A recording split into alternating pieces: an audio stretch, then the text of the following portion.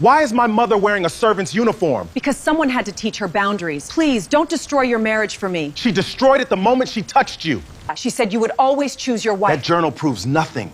She's confused. I recorded everything because I knew you'd lie. 14 months, Celeste. She told them my mind was failing. Jack, I was protecting this family from her. you stole her money and forged her records. You never understood. He had flown 14 hours home to surprise her, and instead discovered what had been happening in his house while he was away.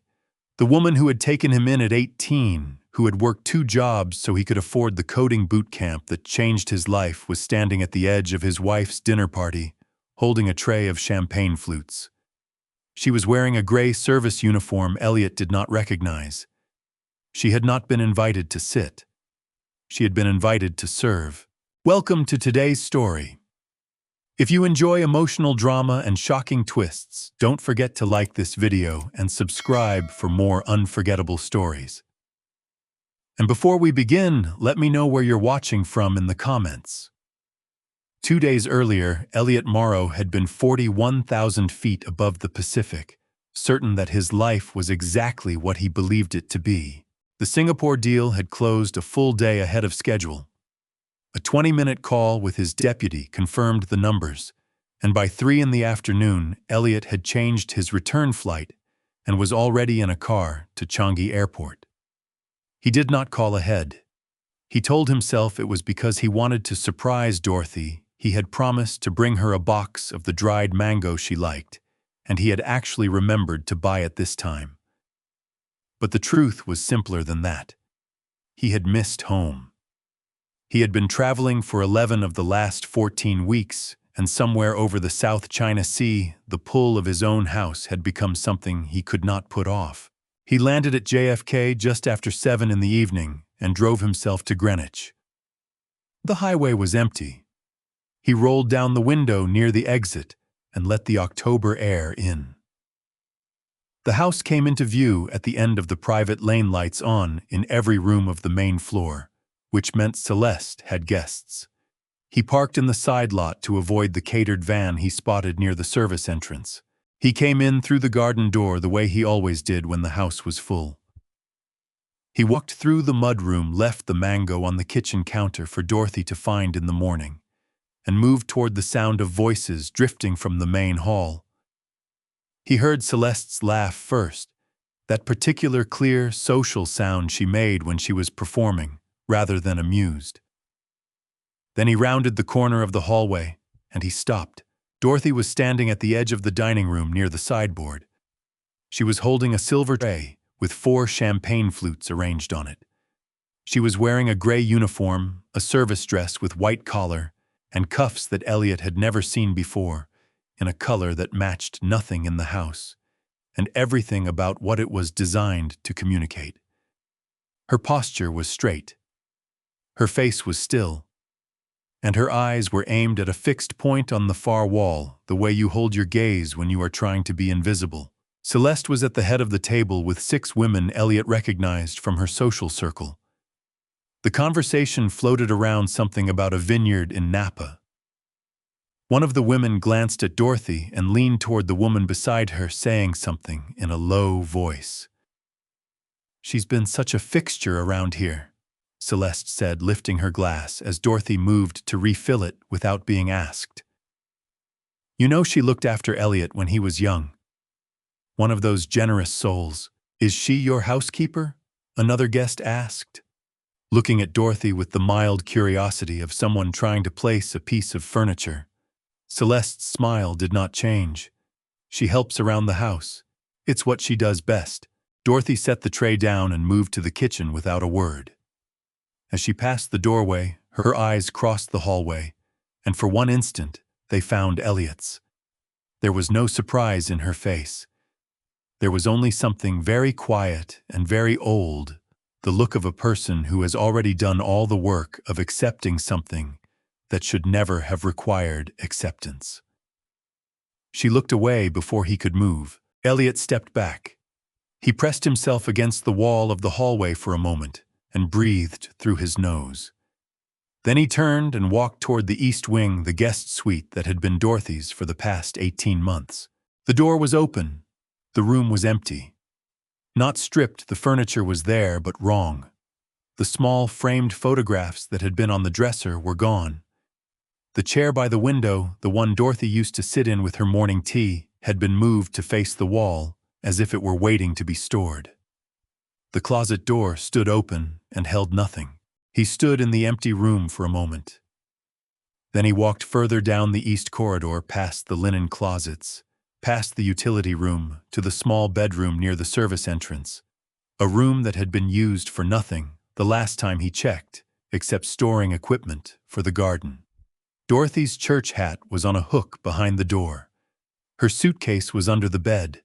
A single lamp on the bedside table with a 40-watt bulb. Elliot walked back to his office, closed the door, and sat down in the dark. He did not turn on the light. He sat for a long time with his hands flat on the desk, thinking about the 11 weeks he had been away, thinking about the phone calls he had made to this house, thinking about Dorothy's voice on the line, always measured, always saying she was fine, always asking about his work before he could ask about her. After a while, he opened his laptop and pulled up the estate security system. The interface showed a camera grid for the house and grounds. There was a tab he had never opened because it had never seemed necessary. 147 hours of unreviewed footage spanning the last 3 months. He clicked on the first file. He watched footage until 3 in the morning. The first hour was unremarkable. Dorothy moving through the kitchen. Dorothy in the garden with a book. The kind of ordinary footage that accumulates when you point a camera at a house and forget about it. But somewhere in the second week of recordings, the pattern began to emerge. It was not one incident. It was the accumulation of many small ones, each individually deniable, each so ordinary, that a person watching from the outside might have dismissed any single moment as nothing more than a domestic misunderstanding. Together, they were something else entirely. A dinner party in September. Dorothy had come to the table, pulling out the chair at the far end, the seat she always took when Elliot was home. Celeste had crossed the room before Dorothy could sit, touched her arm with one hand, and said something Elliot could not hear on the recording. Dorothy had nodded once and carried her plate to the kitchen. She ate there, standing at the counter while the conversation drifted through the door. A phone call in August. Dorothy in the hallway, speaking to someone, animated in the way she got when she was talking to someone she had known for years. Celeste walking past, pausing, saying something brief. Dorothy's expression changed. She said a few more words into the phone, then ended the call. She stood in the hallway for a moment after looking at the phone in her hand. And then the footage from mid-September, the one that made Elliot stop the recording, sit back, and stare at the ceiling. Celeste at the kitchen table with a cup of coffee, speaking on her own phone with the easy posture of someone conducting routine business. The audio was partial, picked up by the room's internal mic. She had another episode this morning. I've been writing it down just like we discussed. A pause. Yes. I'll send you the notes by end of week. He did not know yet who she was talking to. He stopped the file, opened a notepad, and wrote down the timestamp. In the morning, he came to breakfast as if nothing had changed. He sat at the table, thanked Dorothy when she brought coffee, and watched his wife eat a grapefruit in precise, unhurried segments. Celeste was warm with him when he was present. She had always been warm with him. The distance between the woman he had seen the previous night and the one across the table from him now was so complete that he sat with it in his chest, like something lodged, not yet sharp enough to name. Dorothy moved through the kitchen behind them, staying near the perimeter of the room, refilling things that did not need refilling, finding work to do in the corners. Elliot noticed she did not speak unless spoken to. He noticed she stood rather than sat even when there was nothing pressing to attend to. He noticed she moved the way a person moves in a space where they are uncertain of their own permission. He waited until Celeste left for her 11 o'clock appointment, then found Dorothy in the garden sitting on the stone bench near the rose hedge, with her hands folded in her lap. "Morning," he said, and sat beside her. "Morning, baby." Her voice was even unhurried. She did not look up. "How have you been?" "Oh, fine. Better now that you're home." She smiled the kind of smile that had always been genuine and was still trying to be. "Did you sleep well?" "You look tired." He said he had slept well enough. He asked about the garden she had been tending to it since spring and had opinions about the rose hedge that she had been sharing in their weekly calls. She answered easily back on familiar ground. They talked about the garden for a few minutes, and then Elliot said, "I'm glad you're here, Mom. I hope you know that." She looked at him then. A real look, steady and careful. "I know," she said. "I know you are." He wanted to ask more. But he had learned 26 years ago that pushing Dorothy before she was ready produced only politeness, not truth. She would tell him in her own time. She always had. He left her in the garden and went inside. On the way through the kitchen, he opened the drawer beside the refrigerator, the one that held miscellaneous mail and grocery receipts, looking for a pen. What he found instead was a stack of envelopes, 12 or 14 of them rubber-banded together and pushed to the back of the drawer. He pulled them out. They were addressed to Dorothy pension statements from her retirement fund, a notice from her bank, a letter from a medical clinic in Baltimore dated 11 weeks ago. The return address was a doctor she had been seeing for 15 years. All of them had been opened. All of them had the clean, deliberate slit of a letter knife, not a finger. He looked at the bank notice. It was a change of address confirmation dated 8 months ago, confirming that Dorothy's pension deposit account had been updated to reflect a new mailing address. He did not recognize the P.O. box number. He wrote it down on his notepad under the timestamp from last night. He put the envelopes back in the drawer exactly as he found them and went to his office. He called his assistant and asked her to pull a full log of outgoing and incoming calls on the estate landline for the past 12 months. While he waited, he began cross-referencing the pension notice against the household accounts he maintained separately on his own system. His assistant called back 40 minutes later. The call log was 3 pages long. She read him the Baltimore numbers that appeared regularly, and then told him that beginning in March, a router-level filter had been applied to the landline. Several Baltimore area codes were being intercepted and forwarded to voicemail. The voicemails were never being retrieved. Dorothy had not been able to receive calls from her own community for 7 months. And as far as anyone calling from Baltimore was concerned, she had simply stopped answering. Elliot closed his notebook. He held it for a moment, then set it on the desk. He thought about the 11 weeks he had been away. He thought about every call he had made from hotels and conference rooms, asking how she was hearing the measured voice on the other end, saying, "Fine, fine, everything is fine."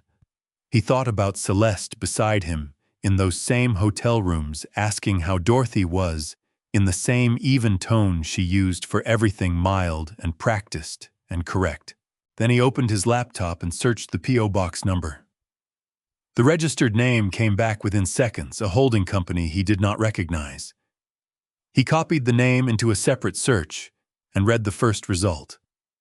The company had been incorporated 4 years ago. Its registered agent was a Connecticut-based attorney whose name appeared 3 times in the same article, all 3 times in connection with the Harwood Family Trust. Celeste's family. He sat with that for a long moment. Then he picked up his phone and called a number he had not used in 3 years. The number he dialed was Warren Graves's. They had worked together once before 3 years ago when a junior partner at Morrow Capital had been leaking deal terms to a competing firm. Warren had identified the source in 4 days, documented the full chain, and handed everything to Nathan Keyes in a format that resulted in a settlement and a mutual non-disclosure that cost the junior partner his career and his bonus for the prior 2 years. He was methodical, and he did not need to be told twice about the importance of quiet. Elliot left a message, said it was personal and not professional, and asked Warren to call him back on his cell. Then he sent an email to his assistant, asking for the contact information of a woman named Priscilla Torres, listed in his personal contacts under Dorothy's emergency numbers. His assistant came back with a Baltimore address and a cell number within the hour. He called the cell. Priscilla answered on the second ring, "Mr. Morrow." Her voice was direct, the voice of someone who had been waiting. "I've been hoping you'd call. My message to your office was from 2 weeks ago. I was in Singapore. I'm sorry it took this long." He paused. "Can we meet in person, not over the phone?" "I can be in Greenwich by I'll come to you," he said. "Tomorrow morning." He drove to Baltimore the next day. He did not tell Celeste where he was going. He said he had a meeting in the city and would be back by evening, which was true enough. He took the secondary highway south, the one that runs through the older neighborhoods, before the skyline comes into view, the road he used to know by the feel of it at 16. The way the pavement changed, where the city limits began, the way the light was different in the fall, horizontal and amber coming through the trees. Priscilla Torres lived 12 minutes from the community center where Dorothy had volunteered for 20 years. She was 64, had the bearing of someone who had spent decades in rooms where careful listening mattered, and met him at the door with a cup of coffee already prepared, as if she had decided to extend that professional courtesy, despite having every reason to be wary of him. They sat at her kitchen table. She did not waste time. "Dorothy is my oldest friend," she said. "We trained together, worked the same district for 11 years. I know what her voice sounds like when she's fine, and I know what it sounds like when she isn't." She slid a phone across the table. On the screen was a text thread. "This is from 8 months ago." The text from Dorothy read, "Please don't call the house line anymore. Use my cell only. And if I don't answer right away, don't worry. I'll call you back when I can." Priscilla tapped the next message. "I used her cell after that. For about 3 months. Then this. The last message from Dorothy 6 months ago, I'm okay. Just going through a busy stretch. I'll be in touch soon." She had not been in touch since. "I called twice after that," Priscilla said. No answer. "I called your office 3 weeks ago because I didn't know what else to do. I wasn't going to call the police over a text message, but Dorothy has never gone 6 months without contact. Not once in 40 years. Elliot held the phone for a moment, reading the messages again. Then he looked at Priscilla and asked if she had anything else. She reached into a folder on the counter and placed a card on the table between them. It was the birthday card, handwritten, mailed 6 months ago. The script was Dorothy's, but smaller than usual, compressed as if she had been writing quickly, or writing in a space where she expected to be interrupted. The message inside said, "Thank you for always being in my corner. I think of you every day. I'm managing." Below her signature in the margin, almost too small to read, "Don't call the house." He set the card down. "Has she ever mentioned feeling unwelcome?" he asked. "In calls before this, I mean. Anything specific?" Priscilla was quiet for a moment. "She called me in January," she said finally. "About 3 months after she moved in with you. She said that your wife was," she used the phrase, "particular about things. And when I asked her what she meant, she said that there were certain expectations about how she should," she paused, and then said, "conduct herself. And I asked her if she meant in the house, and she said yes, generally in the house." She looked at him steadily. "I pressed her on it, and she said not to worry, that she was fine, that your wife had strong opinions, but that was just how some people were. And then she changed the subject to you and how well things were going for the company." He drove back to Greenwich in the afternoon. He stopped once at a gas station outside the city and sat in the car with his hands on the wheel. He was thinking about the January call. He was thinking about 14 months of distance compressed into 3 careful words, particular about things, because Dorothy would not put her discomfort above his marriage. He called Warren as he merged back onto the highway. Warren had already called back. Elliot had missed it in the drive south. He returned the call now and gave Warren the address of the estate, the camera system's access credentials, and the name of the holding company connected to the P.O. box. "I need to know what that company has been doing with a pension account," Elliot said. "And I need to know who owns it." "I'll have preliminary findings by Thursday," Warren said. "I need Thursday," Elliot said. "Celeste is having people over that evening. I need to know what I'm dealing with before she notices I'm looking." Warren said he understood. Elliot ended the call. He thought about Dorothy sitting on the stone bench in the garden, telling him everything was fine. He thought about the church hat on the hook in the small back room. He thought about the first day Dorothy had moved in, the way she had walked through the guest suite and touched the window frame, not decorating it, yet just making sure it was real. He had wanted to give her a home. He had believed he had. He was beginning to understand what had actually happened inside that belief. Warren Graves arrived at the estate on a Wednesday morning, when Celeste was at her weekly yoga class, and Dorothy was in the back garden with a book.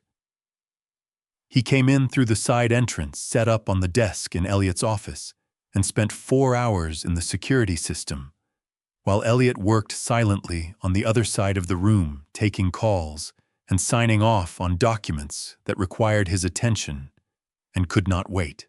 Warren did not narrate as he worked. He took notes. He asked 1 or 2 questions, clipped and precise. At the end of the 4 hours, he turned his laptop screen toward Elliot and walked him through what the footage showed. The pattern was cleaner than Elliot had realized from his own viewing. Warren had pulled it into a timeline with timestamps and stills. He started in July, the oldest available recordings. July 3rd week. Dorothy setting the table for 3. Celeste passing through the kitchen saying something brief. Dorothy resetting the table for 2. August 1st week. Dorothy in the hallway on the landline. Celeste approaching from the left of frame. She reached out and took the receiver from Dorothy's hand, not roughly, just decisively said something into it, and ended the call. She handed the phone back, smiled at Dorothy, and walked on. Dorothy stood in the hallway and looked at the phone. August 4th week, a Sunday. Dorothy dressed for what looked like church, waiting in the entrance hall. A car was visible at the end of the driveway, someone expecting her. Celeste appeared from the staircase. There was a brief exchange. The car waited, then pulled away. Dorothy went back upstairs. She was blocked from leaving, Elliot said. "I can't say that. I can say she was prevented from going somewhere she intended to go, and the person who stopped her was your wife." Warren tapped a still. "This one is from September." The image was from the camera above the front door. Celeste in the main hall on her cell phone. The posture was casual. The words were not. Warren played the audio. It was partial, picked up at an angle. "Writing it down after every incident, just like you asked. The confusion in the mornings, forgetting what day it is. Yes, I'll send you the notes. She had another one this week. She left the burner going. We're getting close to a full picture." Warren paused the recording. "That's Dr. Philip Crane's private office line. I pulled the call log from the phone carrier. Celeste has been calling his direct number approximately twice a month since April." Elliot looked at the still. Celeste's expression in the footage was calm and businesslike. "Who is he?" "Primary care physician, Greenwich practice. But he spent 8 years before that as the medical trustee for the Harwood family estate." Warren looked at Elliot over the top of his reading glasses. Celeste's family.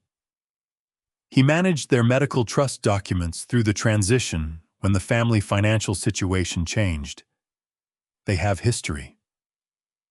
Elliot said nothing. Warren continued to the financial trace. The P.O. box is registered to a shell company called Aldrin Residential Solutions, LLC. Aldrin was incorporated in 2022. Its registered agent is a Connecticut attorney who has represented the Harwood Family Trust in 3 separate transactions. The beneficial ownership traces through 2 layers to a personal account in Celeste's maiden name, Harwood. He opened a second window. Dorothy's pension fund processes direct deposits on the 15th of each month. Beginning in February of this year, 9 months ago, the deposit account was updated to route to an account held by Aldrin. The update was submitted via the fund's online portal. I have a login trace. The IP address used to make the change is registered to this estate. He paused to let that land. She did it from here, Elliot said, from a device on the house network. Likely a tablet or secondary laptop. I would need the physical device to confirm which one. Elliot stood up and walked to the window. Outside, the garden was still. He could see Dorothy's chair empty by the rose hedge. She had gone inside at some point while they were talking. There's one more thing, Warren said. I ran a search on Sunny Hills Memory Center in Fairfield County. It's a licensed memory care facility. The intake coordinator there made 3 calls to this estate's landline in the past 6 weeks. The calls were answered. Celeste's voice is on the recordings I pulled from the carrier, and in the last call, she confirmed that she was in the process of completing the documentation and would have everything ready by November. November was 3 weeks away. Elliot turned from the window. His voice was even. What documentation? A guardianship petition. If she can establish that Dorothy is cognitively impaired and a danger to herself, she can apply to the probate court to be named legal guardian. As guardian, she would have authority to place Dorothy in a care facility, limit her contact with other people, and manage her finances. She would, in effect, have legal control over a woman who is currently 100% competent. The room was quiet for a moment. Dr. Crane's notes, Elliot said. They're the foundation. They're what she intends to submit to the court as medical documentation. Without those notes, there's no petition. Warren looked at him steadily.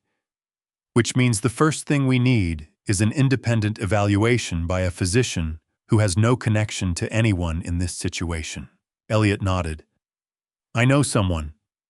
She runs a neurology practice in Westport. I've referred clients to her before. He paused. How long do we need to wait before we move? Not long.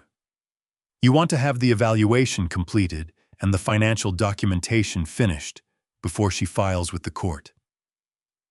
Once a guardianship petition is active, you're in a public proceeding. Warren began packing his laptop. You should also call your attorney tonight. Elliot texted Nathan Keyes before Warren had reached the door. That evening, Celeste came home from a function around 9 in good spirits and asked how Elliot's day had gone. He told her about the calls he'd taken, mentioned a deal that was moving slower than expected, said he was tired. She put her hand on his arm and said she was glad he was home. Then she asked lightly if he had given any more thought to what she had mentioned about Dorothy, the facility in Fairfield County that her friend had recommended. I've been thinking about it, Elliot said. Good. Celeste smiled. I really think it's the compassionate choice.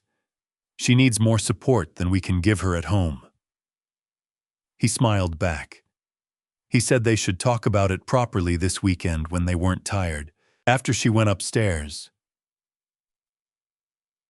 Elliot sat in his office for a long time with the financial documents on the screen in front of him and Dorothy's empty chair visible through the garden door and 9 months of missing pension deposits, adding up to a number that should have been in Dorothy's account and was not. He had $47,000 in personal cash he had set aside for a house renovation that was no longer happening. He moved it into a dedicated account that evening, earmarked it in the transaction notes as Dorothy Recovery, and told himself that the actual number was irrelevant. What mattered now was that when this was over, she would not have to count anything. On Thursday morning, Celeste had a luncheon in New Haven. She left at 10. Elliot watched the car pull out of the driveway from the window of his office, then went to find Dorothy. She was in the small room near the service entrance, the room that had been given to her in place of the guest suite, sitting in the single chair by the window, with her reading glasses on and a paperback in her lap. The window looked out onto the side yard and the kitchen garden. It was a decent enough view, he supposed, if you had no memory of the view from the other room, the one with the French doors to the terrace, and the light in the mornings that came in from the east, like something deliberate. He knocked on the open door. She looked up, and her face rearranged itself into the smile that had been her default. For the past year, warm, composed, signaling nothing. "Can I come in?" he said. "Of course." She set the book down. He came in and sat on the edge of the bed because there was only the one chair. He looked at the room, the single lamp, the small dresser, the church hat on the hook, the suitcase wedged under the bed frame. He looked at his hands. "I want to ask you something," he said.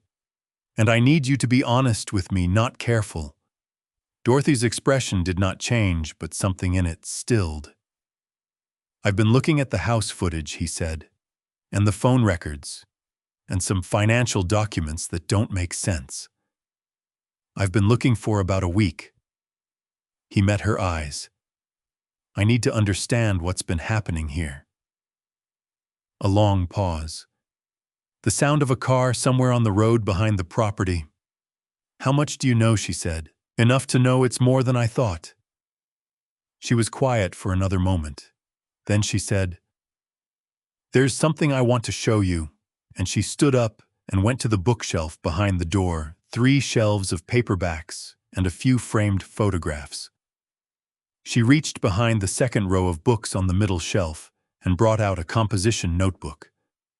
Green cover spiral, bound the kind that cost $1.50 at any pharmacy. She held it for a moment before she handed it to him. "I want you to know why I kept it," she said. "It wasn't to get anyone in trouble. I kept it because I needed proof. I needed to believe that if something happened to me, if I ended up somewhere I didn't choose, someone would eventually find this and know what was real." He took the notebook. The first entry was dated 14 months ago, 3 weeks after Dorothy had moved in. The handwriting was precise and unhurried, the way it always looked when she was writing something that mattered. She had dated each entry. She had written in complete sentences. She had not editorialized. She had written what happened, what was said, and the time and place. He read for a long time. Dorothy sat in the chair and did not speak. The entries described a progression. The first few months were small. Dorothy asked to use the service entrance when guests were expected. Meals suggested rather than prepared for her at the main table. Then, around month 4, the entries became more specific. Calls ended mid-conversation by Celeste taking the phone. Mail placed in a drawer rather than delivered. The Sunday that Dorothy had planned to attend services and a car had been sent by Priscilla, and Celeste had met her in the hall and said quietly, but with complete clarity, that it was not a good day for Dorothy to be out, and that if Dorothy chose to leave, she should understand that she was putting her position here at risk. He stopped at that entry and read it again. Further in 6 months ago, Celeste had come to Dorothy's room while Elliot was traveling and said that she needed to explain how things worked. She had said it in a tone Dorothy described as businesslike, the way you explain something to someone who has failed to understand it for too long. She had said that Elliot had agreed she should be the one to manage the household arrangements, and that included Dorothy's arrangements.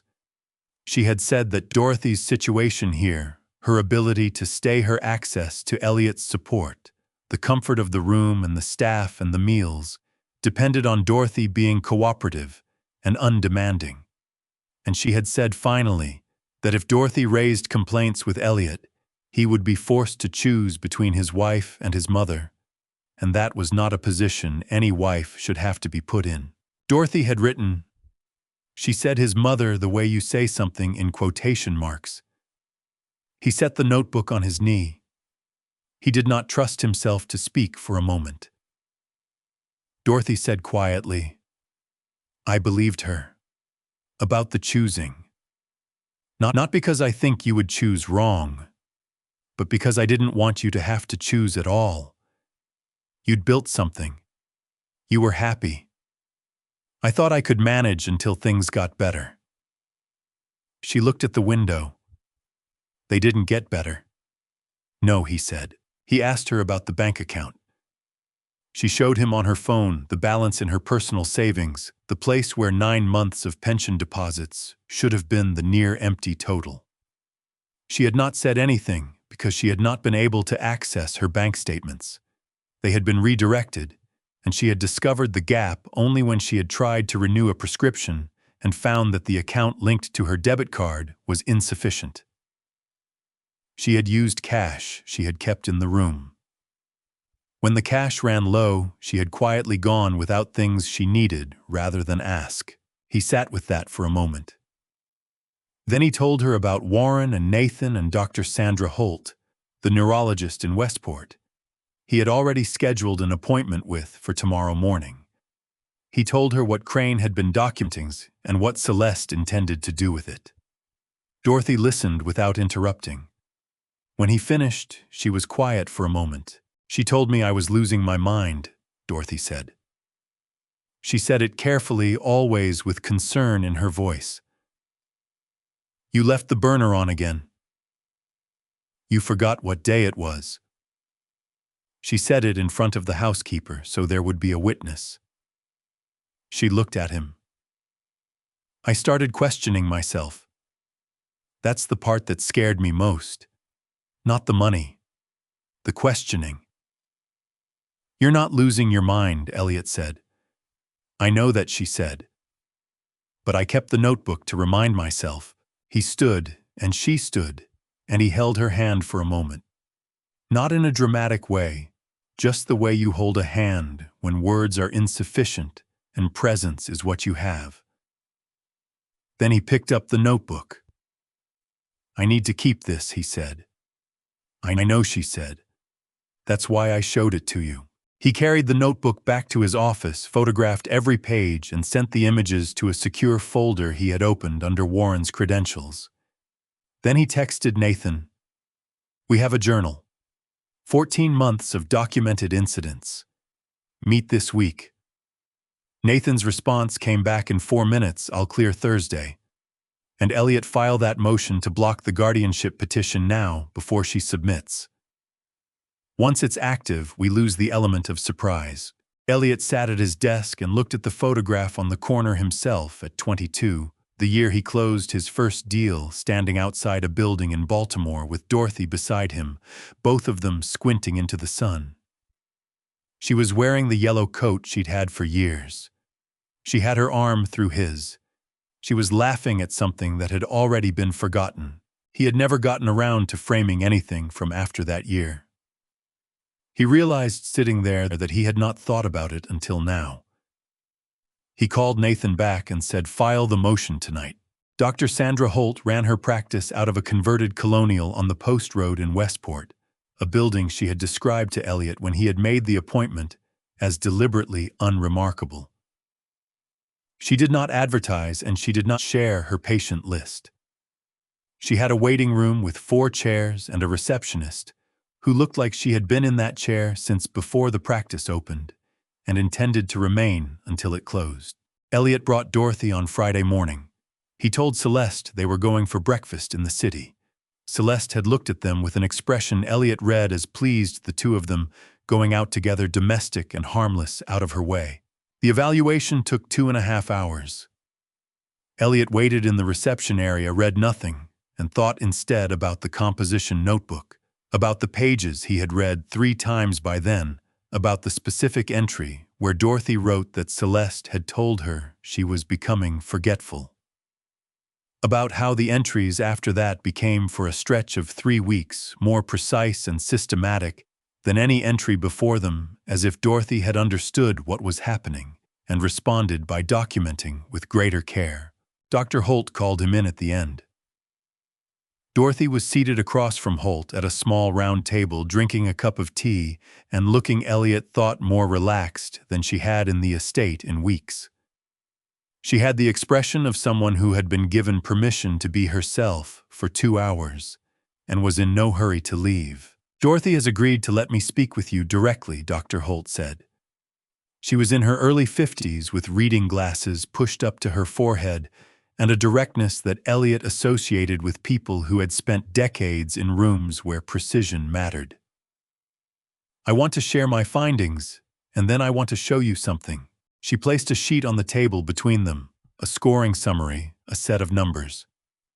Dorothy's cognitive assessment places her in the high normal range for her age group across every tested domain. Memory, orientation, executive function, language processing. There is no indication of impairment. She paused.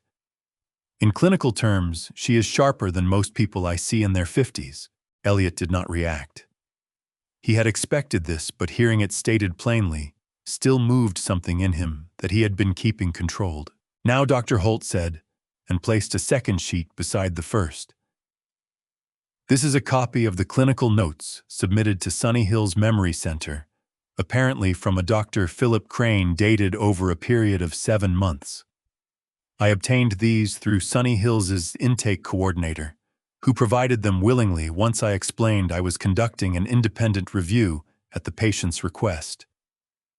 She let him read the top of the page. He read, "The notes described episodes of confusion, spatial disorientation, an inability to recall recent conversations, inappropriate emotional responses. They were written in clinical language formatted correctly. They looked at first glance like a legitimate medical record. 3 things," Dr. Holt said. "First, the language in these notes follows a template so closely that several phrases appear verbatim in a publicly available dementia assessment guide published in 2019. A physician documenting actual observed episodes would not reproduce template language word for word. Second, the episodes described include specific dates and times that cross-referenced with the estate security footage you provided, show Dorothy in another location entirely during several of the described incidents." She tapped a specific line. "This entry, for instance, describes Dorothy found sitting in the garden at 2 a.m. confused and distressed on September 18th. The camera shows Dorothy in her room asleep from 11 p.m. to 7 a.m. that night." Elliot set the paper down. "Third, Dr. Holt said Philip Crane has not seen Dorothy as a patient. She has never been to his practice. Her primary care physician is in Baltimore, and she has not seen any physician in Connecticut. These notes are, to put it directly, fabricated." Dorothy set down her tea. She said nothing. She looked at the window with the expression of someone hearing something confirmed that they have suspected for a long time and still hoped somewhere was not true. Elliot said, "What do you need from me to document this formally?" "I'll write my findings in a clinical report addressed to the relevant authority," Holt said. "That authority in this case is the Connecticut Medical Examining Board. I'd also recommend you give a copy to your attorney for the court filing. Fabricating patient records to support a guardianship petition is fraud against the court. It is also a significant violation of medical licensing standards." She paused. "Dr. Crane will need to answer for this." On the drive home, Dorothy was quiet for the first mile. Then she said, "She told me I was forgetting things. Every week, something new. Don't you remember, Dorothy, we talked about this? Or she'd leave something on the stove and blame it on me." She looked out the window. "After a while, I started going back over my own memories to check them, just to be sure." "That's what it was designed to make you do," Elliot said. "I know." She paused. "I knew even while it was happening. But knowing doesn't stop it from working." Elliot drove.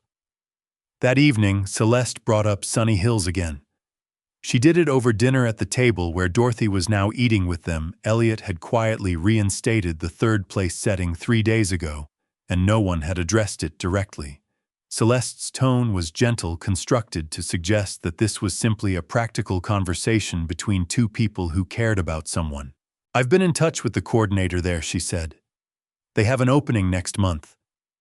I really think it's worth at least touring the place." She glanced at Dorothy, who was looking at her plate. "For peace of mind, if nothing else." Elliot said, "I'll think about it." Elliot. A slight edge now, just beneath the warmth. "We've been thinking about it for weeks. Dorothy's situation needs real attention.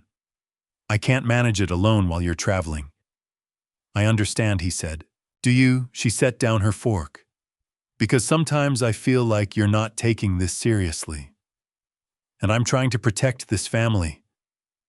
He looked at her. She held his gaze, and for a moment something passed between them that was not the conversation they were having.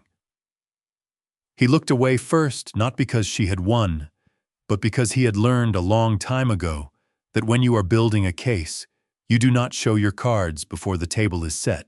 After dinner, when Celeste had gone to her study to make calls, Elliot found Dorothy washing a cup at the kitchen sink and told her quietly that he needed her to stay close to home for the next few days, that Nathan was moving quickly and Warren had almost everything he needed, that it would be over before the month was out. Dorothy dried the cup and set it on the counter. She looked at him with the same eyes that had looked at him at 18 when he was angry at everything, and she had offered him a room in her house without conditions. "I'm not going anywhere," she said. That night, Celeste made 3 calls from her study. Elliot was asleep, or appeared to be. One of the calls was to the Sunny Hills intake coordinator. He heard her voice through the wall, low and quick, confirming something about a Thursday morning window. He lay still and counted the weeks remaining in October. Thursday was in 8 days. The board meeting was real. Elliot had scheduled it 3 months earlier, and canceling it outright would have raised questions he did not want to answer from 12 people who were not involved in this. So he kept the calendar entry, confirmed his attendance in the group email, and told no one except Nathan and Warren what he intended to do. Nathan filed the emergency motion on Monday, 2 days before Thursday. The filing was entered into the court system at 9:47 in the morning and stamped as received. It blocked the submission of any guardianship petition involving Dorothy Morrow, pending a hearing on competing claims. Celeste did not know it existed. The filing was not public for 48 hours from the entry date, and Nathan had chosen the timing deliberately. On Wednesday evening, Elliot told Celeste he was leaving for Manhattan at 7 in the morning. She looked up from her phone and said, "Early. He said the traffic was better if you left before the rush." She nodded and went back to whatever she was reading. He did not sleep easily that night. He lay in the dark beside his wife and thought about the text he had sent Dorothy at 10 p.m. "I'll be back before noon tomorrow. Stay in the house in the morning." The response had come back quickly, "I know. I made tea. It'll keep." He left at 6:53. He merged onto the highway and drove north for 11 minutes, which was just far enough to be credible if anyone checked his phone's location history. Then he took the exit and parked in the lot of a diner he knew on the post road and waited. Warren texted him at 10:43, van at the service gate. White vehicle, 2 staff, Sunny Hills logo on the door. Elliot put the car in drive. Warren's second text arrived 4 minutes later. "They're at the front door. Celeste is letting them in. Dorothy is in the kitchen. She doesn't know they're here yet." He was back on the highway by then, moving at the edge of legal speed, watching the GPS count down the distance. 31 minutes. Then 28. Then 18. Warren Celeste told the staff, "This is a voluntary wellness assessment you arranged. She's showing them a letter with your signature. Elliot, I'll be there in 12 minutes. Warren, Dorothy is in the front hall, coat on. She looks like she agreed to go. He turned onto the estate lane at 11:07. The white van from Sunny Hills was in the driveway, both front doors open, the Sunny Hills logo in clean blue sans serif on the panel. One of the staff was standing at the open rear doors adjusting something. The other was at the front entrance. Elliot pulled in beside the van, cut the engine, and got out. Dorothy was in the entrance hall, visible through the open front door, standing with her coat buttoned and her handbag over her arm. She was looking at the floor. Her posture was the posture of someone who has been told that this is happening and has not been given a way to say no. Celeste was beside her, one hand on Dorothy's elbow in the way that from a distance looked like support. Up close, and Elliot was close now, crossing the threshold, the hand was what it was. Celeste looked up when she heard his footsteps. For a quarter of a second, her face did something he had never seen it do before. Then the expression rebuilt itself into something controlled. Elliot. Her voice was even. I thought you had... The meeting was rescheduled, he said. He was already past her, looking at Dorothy. Dorothy looked up. There was something in her face that he had not seen before. Not relief exactly, but the first moment of permission to feel whatever she had been suppressing for the past hour. She said very quietly, I didn't call anyone. They said you arranged it. I know, he said. He looked at the Sunny Hills staff member who had come through the front door. I need to see the authorization documents you were given. The woman looked between Elliot and Celeste, uncertain.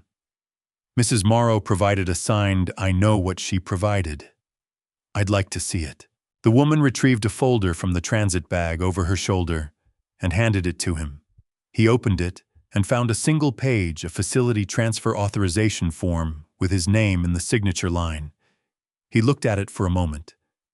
Then he reached into the inside pocket of his jacket and pulled out a single sheet that Nathan had printed and given him before he left the estate the previous evening, a document bearing his actual signature, notarized with the date establishing his general legal objection to any unilateral placement action.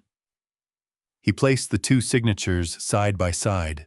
That's not my signature, he said. He handed both documents to the Sunny Hills staff member. I want you to keep both of these. You'll be contacted by my attorney regarding the document you were given and the process by which it was authorized. Celeste took a step toward him. Elliot, I was trying to help. Nathan! Elliot said it toward the doorway, and Nathan Keyes stepped in from the side entrance. He had been waiting in his car in the service lane. He carried a slim case.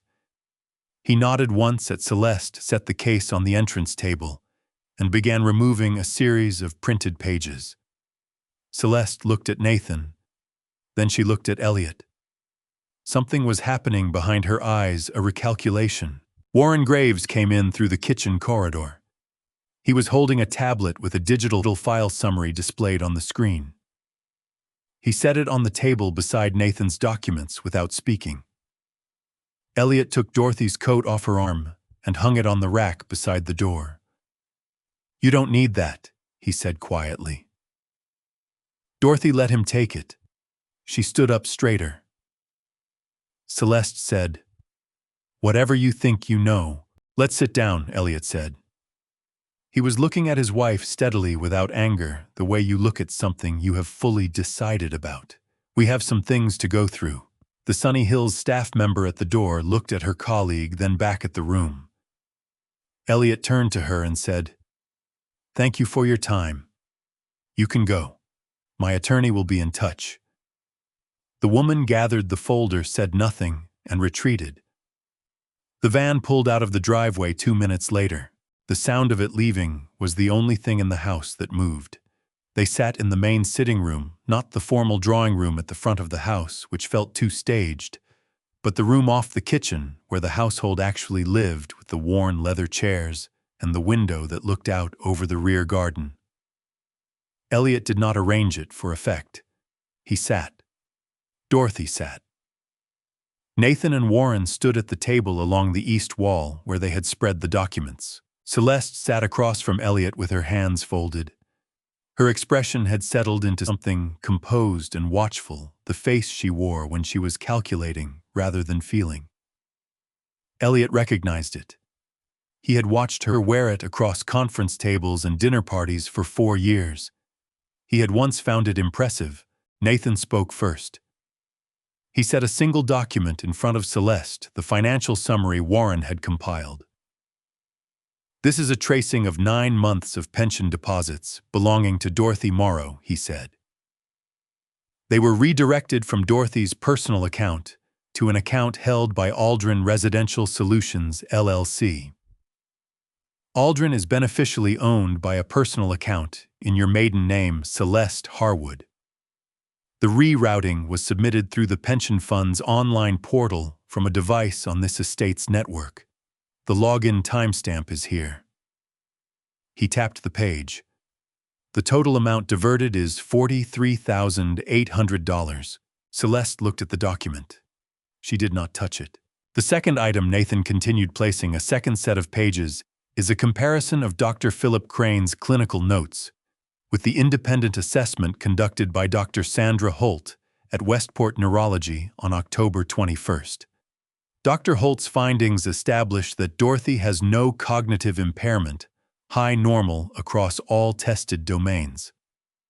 Dr. Crane's notes, which describe a pattern of deterioration over 7 months, contain language copied verbatim from a standardized assessment guide and reference incidents that are contradicted by dated security footage showing Dorothy elsewhere or asleep during the described episodes. Nathan set the 2 reports side by side. Dr. Holt has filed a formal complaint with the Connecticut Medical Examining Board.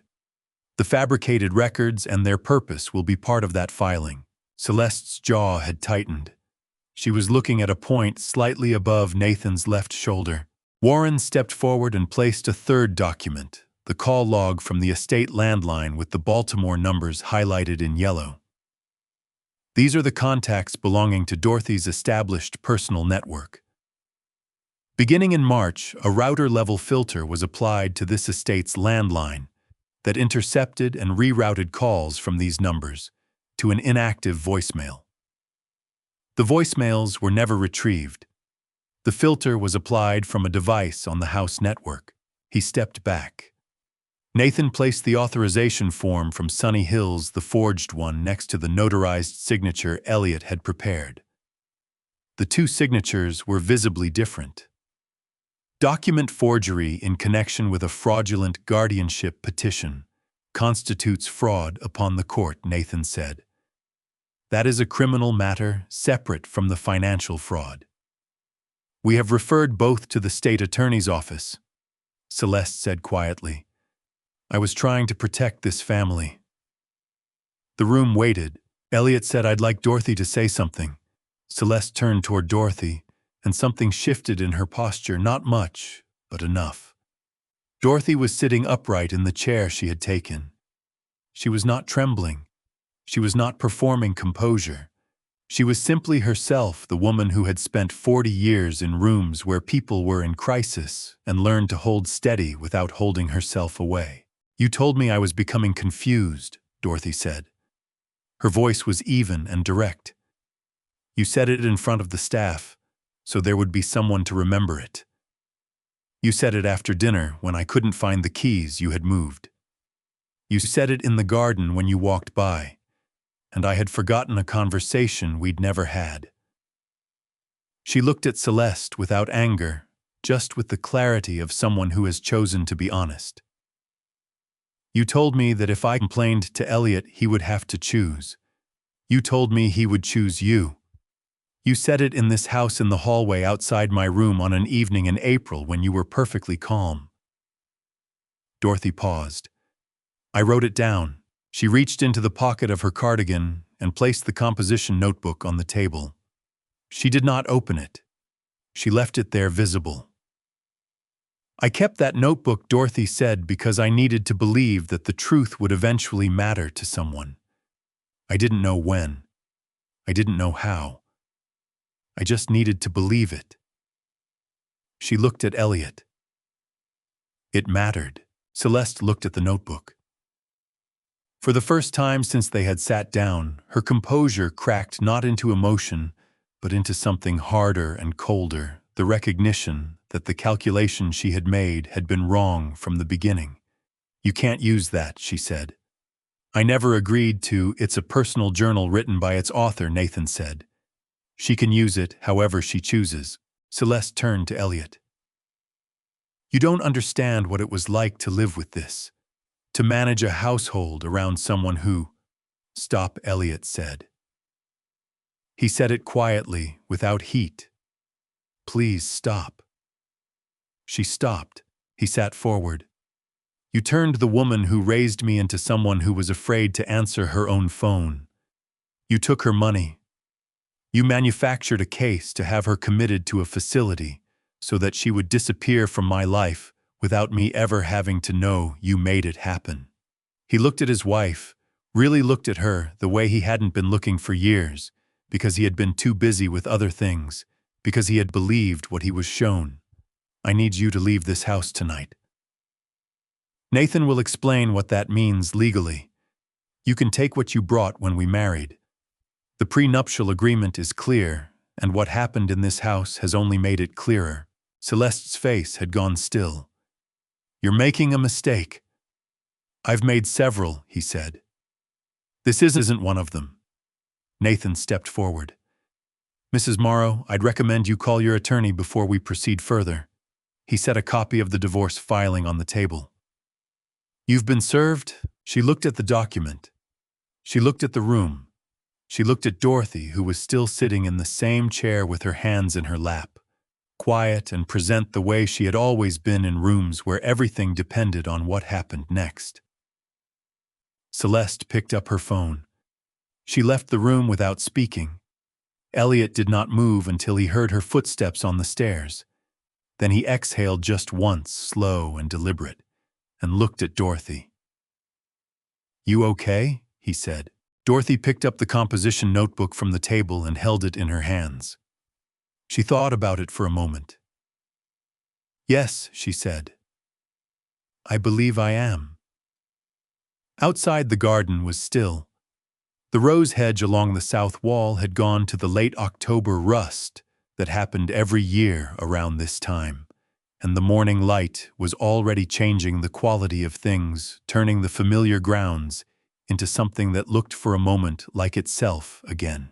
The legal proceedings moved at the pace that legal proceedings move, not quickly, but steadily, with the kind of forward momentum that does not need urgency, because it is built on what is documented and what is real.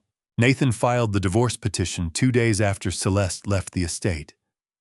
The prenuptial agreement signed in 2020 contained a clause that voided any claim to additional settlement in the event of documented financial fraud against a household member or family dependent.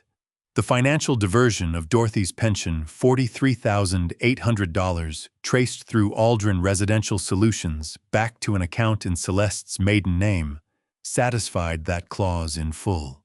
Celeste retained her own attorney, who reviewed the evidence over the course of 10 days, and then sent Nathan a letter indicating that his client wished to proceed under the terms of the prenuptial agreement without contest. The holding company was dissolved. The money was recovered through a civil judgment entered in the state court. Celeste's attorney did not resist it. Warren tracked the last 11 months of pension deposits and confirmed that the full amount, including 2 months for which there was some documentation dispute, had been identified. Elliot had the funds transferred directly to Dorothy's account within 72 hours of the judgment. He did not tell her the total number before it arrived. When she looked at her phone and saw the balance, she sat down and was quiet for a moment, and then she said she was going to need a minute. The referral to the state attorney's office proceeded separately. Financial elder abuse under Connecticut law covered the financial diversion, and the forged authorization document carried its own criminal weight. Celeste's attorney negotiated a cooperation agreement in exchange for a reduced charge on the document forgery. The elder abuse charge was not reduced. A court date was set for the following spring. Dr. Philip Crane appeared before the Connecticut Medical Examining Board in November. Dr. Holt's report, the dated security footage, and Nathan's forensic comparison of the fabricated notes against the standardized template were entered into the record. Crane's license was suspended pending the outcome of the full investigation. His attorney issued a statement saying he had been misled about the nature of the relationship between Dorothy and the Morrow household. The board noted the statement without comment. On the Saturday after Celeste left, Elliot walked through the East Wing with Dorothy and asked her what she needed changed. She said it in the same order she had been thinking about it, he suspected, for some time. First, the guest suite, back her room, the one with the east light in the mornings and the French doors to the terrace. Second, a chair by the front window in the hallway, the small window that got afternoon sun from the south. She liked to read there when the light came through. Both changes were made that day. He had the furniture moved in the morning and the chair placed by the window before noon. Dorothy came down at 1 o'clock, looked at the window, looked at the chair, and sat in it with her book and her tea, and the afternoon light coming in at the angle she had described. She did not say anything about it. She just sat there and read, and the house was quiet around her. In the second week of November, Elliot called Priscilla Torres. He told her the situation, gave her the summary, answered her questions. She was quiet on the phone for a long moment when he finished, and then she said, "I knew something was wrong. I'm glad you listened."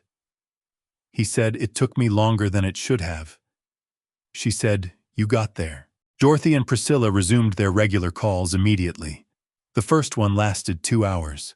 Elliot heard Dorothy's voice from the guest suite, animated at full volume, interrupting, and being interrupted, the way she talked to the people she had known for long enough to be completely herself with. It was the loudest the house had been in a long time.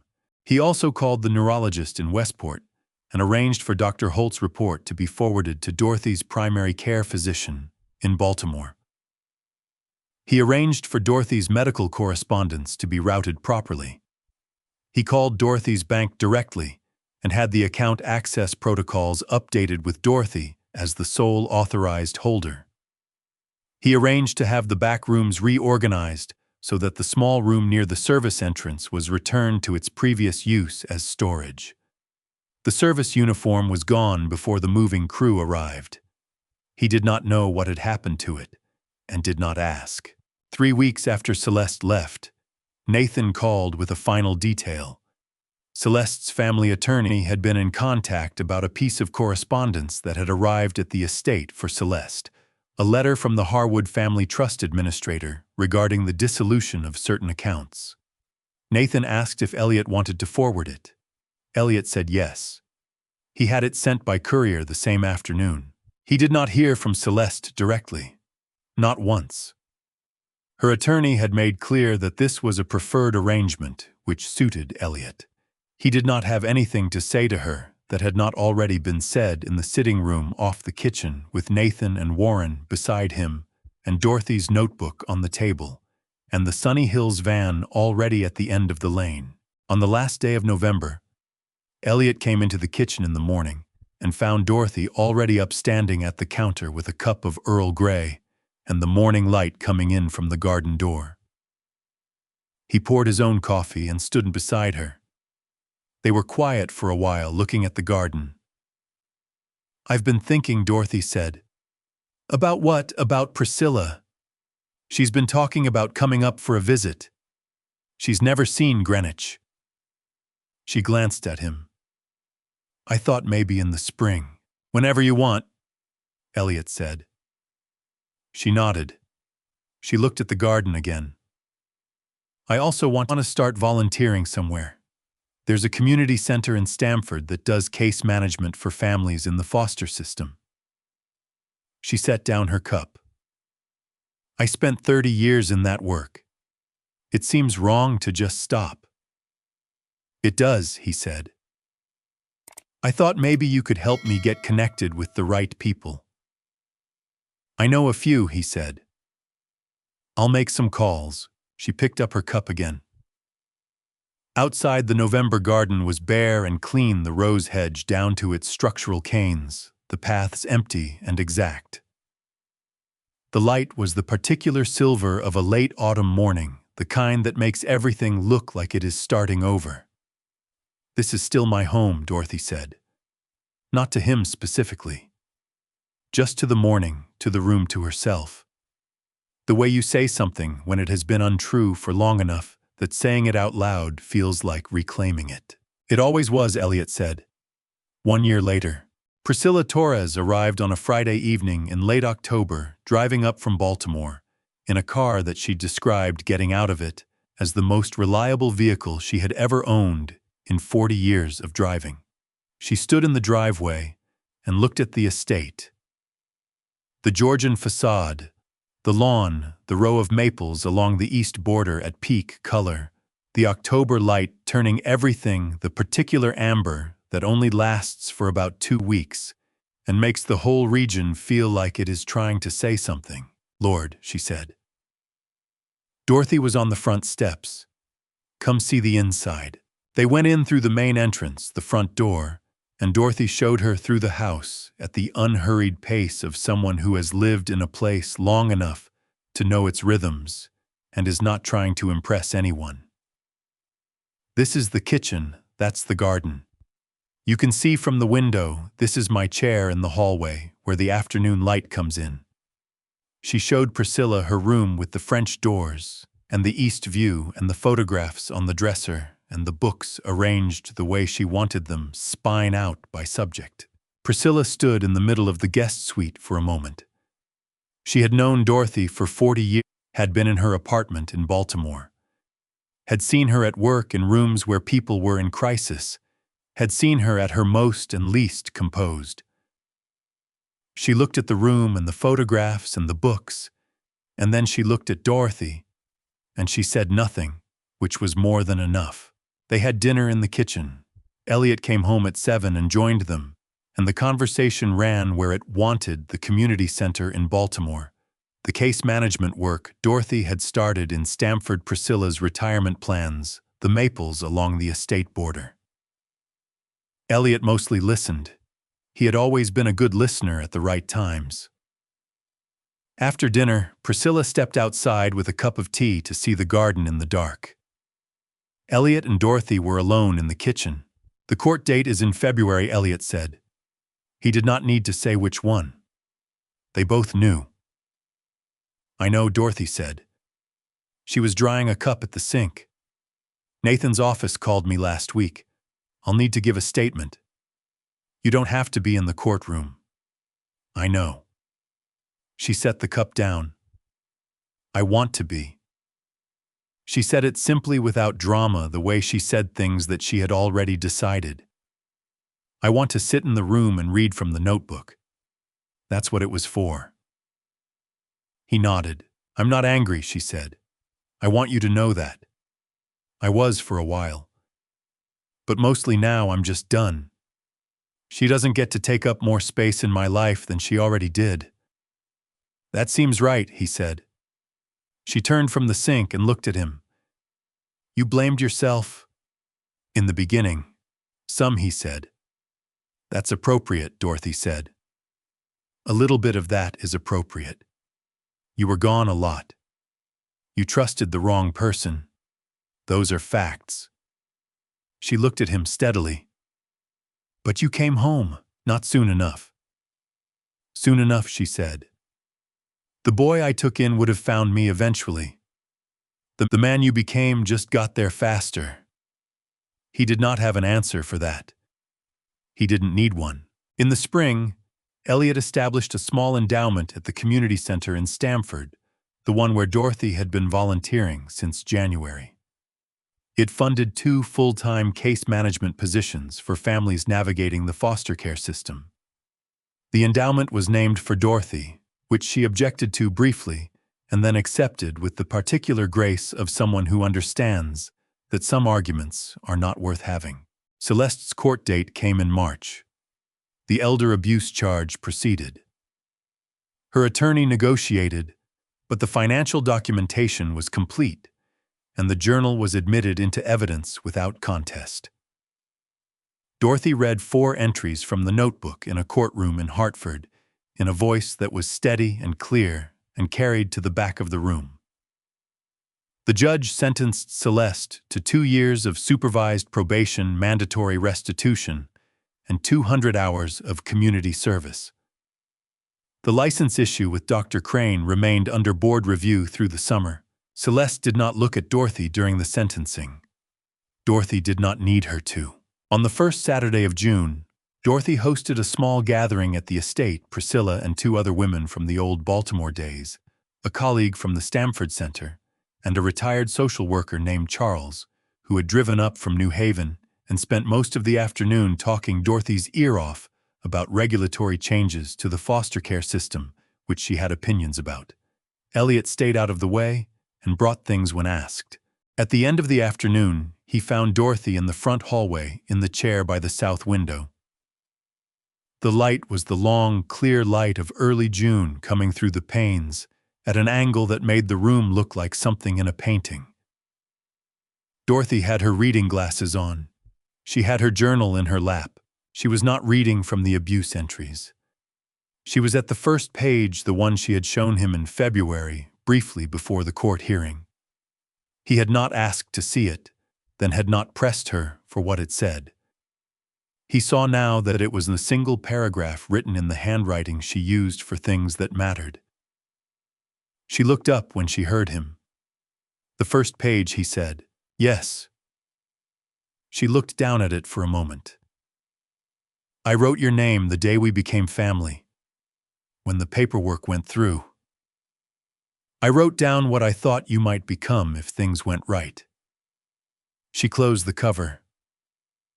I was mostly correct. He sat down on the bench across from her. Through the window, the afternoon was going gold. What did you write? He said. Dorothy thought about it. That you were going to be someone worth knowing, she said. And that whoever you became, you would always be the boy who needed someone to show up. She set the journal on the side table. That part doesn't change. It just looks different when you're 44. He did not say anything. He looked at her in the June light, his mother in the chair she had chosen in the house that was hers now, in the way that a place becomes yours only when it has been contested and returned. She had her hands folded in her lap and her tea going cool on the table and the afternoon coming through the window.